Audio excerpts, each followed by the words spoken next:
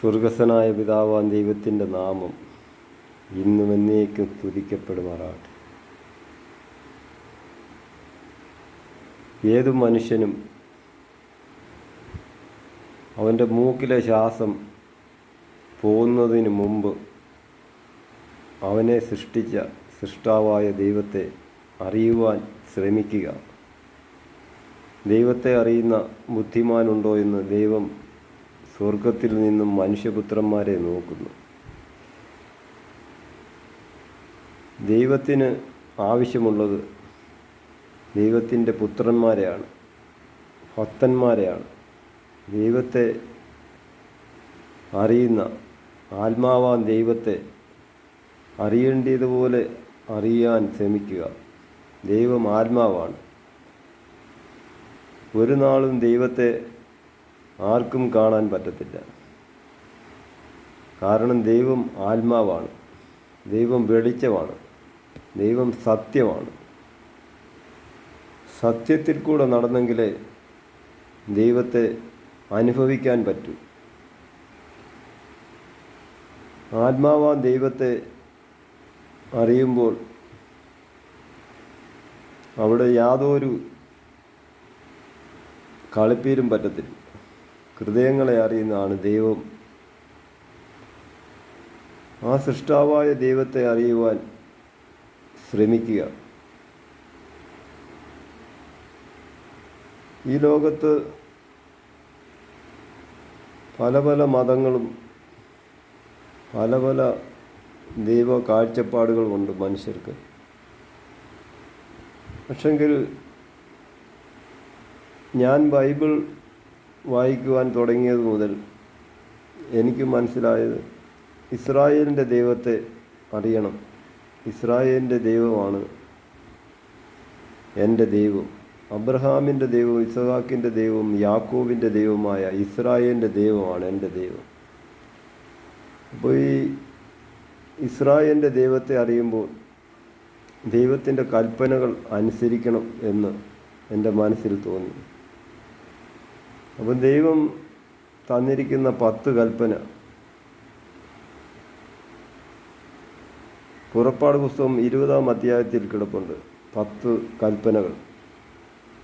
ആ കൽപ്പനകൾ പല രീതിയിൽ അർത്ഥങ്ങൾ വ്യാഖ്യാനിച്ച് എഴുതിയിരിക്കുന്നതേ ഉള്ളൂ. പക്ഷെങ്കിൽ ആ കൽപ്പനകൾ അനുസരിക്കണം എന്നുള്ളത് മനസ്സിലായി.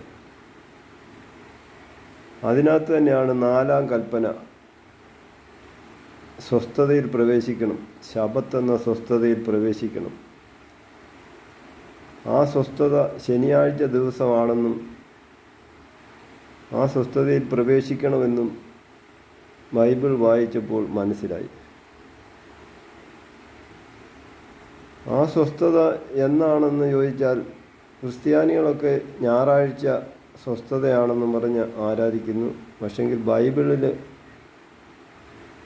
ശനിയാഴ്ചയാണോ എന്നൊരു ദിവസം പറഞ്ഞിട്ടില്ല. സ്വസ്ഥത എന്ന് പറയുന്നത് ശബത്ത് ദിവസം എന്ന് പറഞ്ഞാൽ ഇസ്രായേലിൽ ശനിയാഴ്ച ദിവസത്തെയാണ് ഈ ശബത്ത് ദിവസം എന്ന് പറയുന്നത്.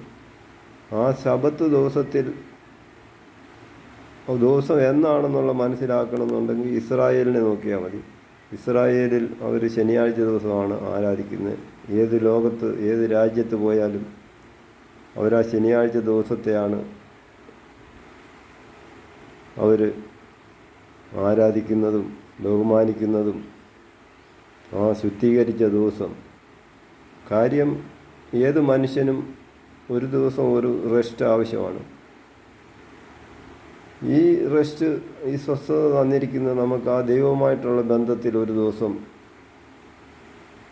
നമുക്ക് കഴിയുവാൻ, ആ വചനങ്ങളൊക്കെ വായിച്ച് മനസ്സിലാക്കുവാനും ഒക്കെ ആയിട്ട് ഈ സ്വസ്ഥതയിൽ പ്രവേശിക്കണം. അത് ഈ ശബത്തിനെ ഫോളോ ചെയ്യുമ്പോൾ ഒത്തിരി വ്യത്യാസങ്ങൾ നമ്മുടെ ഉള്ളിൽ വരും. കാര്യം വചനത്തെ മനസ്സിലാക്കുവാൻ നമുക്ക് കഴിയും. അപ്പോസ്തലനായ പൗലോസ് എഴുതിയിരിക്കുന്ന 14 ലേഖനങ്ങളുണ്ട്. അത് വായിക്കുമ്പോൾ അത് മനസ്സിലാക്കണമെന്നുണ്ടെങ്കിൽ ദൈവത്തിൻ്റെ ആത്മാവ് നമ്മുടെ ഉള്ളിൽ പ്രവർത്തിക്കുക തന്നെ വേണം. പക്ഷെങ്കിൽ പലരും ക്രിസ്ത്യാനികളാണെങ്കിലും പല സഭകളുണ്ടാക്കി പല രീതിയിലും പ്രസംഗിക്കുന്നു. പല വീഡിയോകളും കാണുമ്പോൾ എല്ലാം ഒരുപോലൊക്കെ തന്നെ പ്രസംഗിക്കുന്നു. ഈ സ്വസ്ഥതയിൽ പ്രവേശിക്കണമെന്നുള്ള ഈ വാഗ്ദത്തം ശേഷിച്ചിരിക്കുന്നു. ഇതിനകത്ത് പ്രവേശിക്കണമെന്നുള്ളത് ആർക്കും മനസ്സിലാകുന്നില്ലെന്ന് തോന്നുന്നു. ഇസ്രായേലിൻ്റെ ദൈവത്തെയാണ് വിളിക്കുന്നതെങ്കിൽ ഇസ്രായേലിന് പുറത്തുള്ള ജാതികളെന്ന് പറയുമ്പം അതിനകത്ത് ക്രിസ്ത്യാനികളും എല്ലാവരും ഉൾപ്പെടും. അപ്പോൾ ഈ ഇസ്രായേലിൻ്റെ ദൈവത്തെ വിളിക്കുമ്പോൾ ഈ ശബത്ത്, ഈ സ്വസ്ഥത ആവശ്യം തന്നെയാണ്. കാര്യം അബ്രഹാമിൻ്റെ, ഇസാക്കിൻ്റെ, യാക്കോബിൻ്റെയും അവരുടെ പന്തിയിൽ ഇരിക്കണമെന്നുണ്ടെങ്കിൽ ഈ ദിവസത്തെ നമ്മൾ സ്നേഹിക്കുക തന്നെ വേണം. ഈ ദിവസം ആചരിക്കണം. കാര്യം രാജാവിൻ്റെ ഒരു സദ്യയുടെ കാര്യം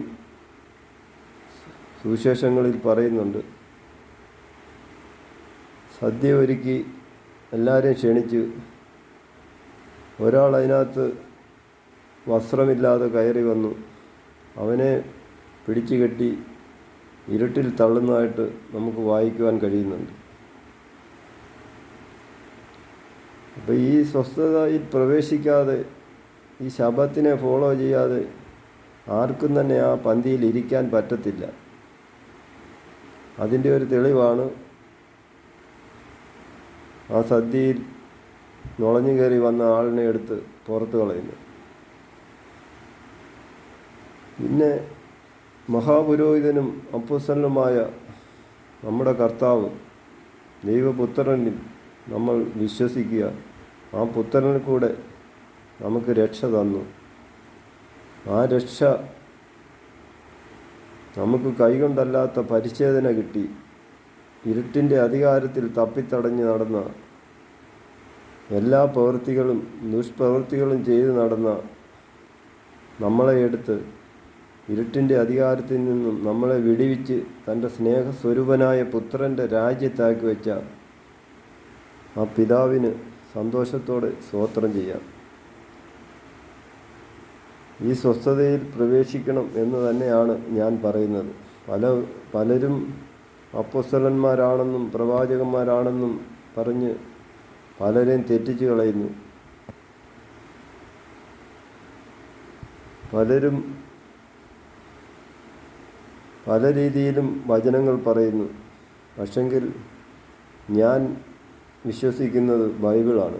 ആ ബൈബിളിൽ എഴുതിയിരിക്കുന്നത് നമുക്ക് ആക്കണമെങ്കിൽ ആ ദൈവാത്മാവ് നമ്മുടെ ഉള്ളിൽ പ്രവർത്തിക്കണം. മഹാപുരോഹിതനും അപ്പോസ്തലനുമായ കർത്താവിനെ നോക്കി ആ വചനത്തെ അനുസരിക്കുക.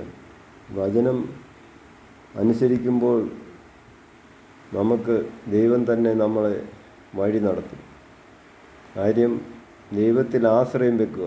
ദൈവത്തിൽ ആശ്രയം വെക്കുന്നവനെ ദൈവം ഒരു നാളും തള്ളിക്കളയത്തില്ല. അവന് നിത്യജീവൻ കിട്ടും. മൂക്കിൽ കൂടെ ശ്വാസം പോകുന്നതിന് മുമ്പ്, ഇപ്പോൾ മരണം ചെറുപ്പക്കാരെയാണ് കൂടുതലും പിടിക്കുന്നത്. ആ മരണത്തിന് മുമ്പ് തന്നെ നമ്മൾ ഈ സൃഷ്ടാവായ ദൈവത്തെ അറിയുന്നത് നല്ലത് തന്നെയാണ്. കാര്യം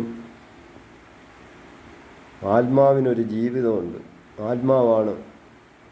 ആത്മാവിന് മരണമില്ല. ഈ ആത്മാവിനെ എത്തേണ്ട സ്ഥലത്ത് എത്തിക്കണം. കാര്യം ആത്മാവ് നഷ്ടപ്പെട്ടാൽ ലോകം മുഴുവനും നേടിയാലും ഒരു പ്രയോജനമില്ല. ഈ ജഡരത്വങ്ങൾക്ക് ഈ ലോകത്ത് ഒത്തിരി നാൾ ജീവിക്കാൻ പറ്റത്തില്ല. ഇവിടുന്ന് മാറ്റപ്പെട്ടേ പറ്റുള്ളൂ. അപ്പോൾ മരണത്തിന് മുമ്പ് തന്നെ നമ്മൾ ഈ ദൈവത്തെ അറിയുവാനും ദൈവത്തിൻ്റെ പദ്ധതി എന്താണെന്ന് മനസ്സിലാക്കി അതിനെ അനുസരിക്കുവാൻ, ആ പാതയിൽ കൂടെ നടക്കുവാൻ, സത്യത്തിൽ നടക്കുവാൻ, പോസിറ്റീവായിട്ട് നടക്കുവാൻ, നെഗറ്റീവ് അവിടെ ഒട്ടും പ്രവർത്തിക്കത്തില്ല. സത്യമാണ് ദൈവം വെളിച്ചമാണ്. ആത്മാവാൻ ദൈവത്തെ അറിയേണ്ട രീതിയിൽ അറിയുക, കൽപ്പനകൾ അനുസരിക്കുക, ആത്മാവിനെ കളയാതെ നിത്യജീവൻ പ്രാപിക്കുവാൻ ശ്രമിക്കുക. Praise the Lord.